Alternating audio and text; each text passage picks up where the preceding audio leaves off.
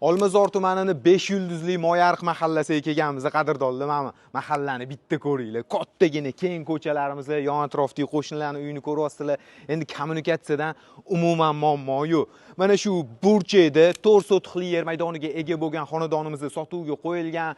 Haqiqatda zo'r xonadon ekan. Hozir video davomida men narxlarni ham aytib o'taman. Bu yoq ko'chani ham qisqacha ko'rsatib o'ramiz. Bu yoq Tupik mahalla, mana bu yoqdan Qoraqamishga chiqsak bo'ladi. Endi mana bu yoq ko'cha orqali Oxunboboyevdagi masjidga chiqamiz. Masjidning orqa tarafidagi mahalla bo'ladi.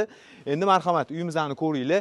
Razmeri bo'yicha ma'lumot beradigan bo'lsam, 20 metr bu yoq tarafi, u yoq tarafi ham 20 ga 20, tekis to'rt burchak joyga tushgan xonadon ekan. Bu yoqdan avtomat darvoza, ko'cha tarafda e'tibor beradigan bo'lsanglar, taxminan 3-3,5 metrda kattagina огорodi bor, ikki yoq tomonlama. Endi marhamat kelinglar. O'rtadan kiramiz xonadonimizni. Haqiqatda fayzli, zo'r xonadon ekan. Endi egalarni nima deydi, ba'zi bir sabablarga ko'ra sotilyapti. Kirish darvozaxona yopuv naves ostida qilingan. Bemalol 2-3 tagacha avtomobil qo'ysak bo'ladi. O'rtadan yashil hudud palivlar bilan ko'radigan bo'lsak, bu yoqda qaranglar, imoratlari naryoqda bir qavatli qilingan, bitta alohida mehmonxona, ichlari juda chiroyli ta'mirdan chiqarib qo'yilgan ekan. Buni yonginasidagi eshik, hovli uchun umumiy sanuzil va buni yonida yana bitta alohida mehmonxona ekan. Va o'rtadan asosiy eshikdan kirganimizda ikki qavatli imoratga, asosiy binoga kiramiz. Buni yonginasidan bitta oshxonaga, sanuzil yotoqxonaga kiramiz. Buni tegi kattagina yer to'la mana bu yoq tarafdan tushiladi.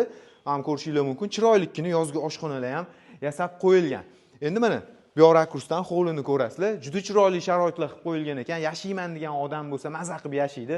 Asosiy binoga kirganda bitta hol va yotoqxona sanuzili bilan ikkinchi qavatga chiqqanda bitta hol va 3 ta bolalar uchun mo'ljallangan yotoqxona plus yana sanuzillari bilan bo'lyapti.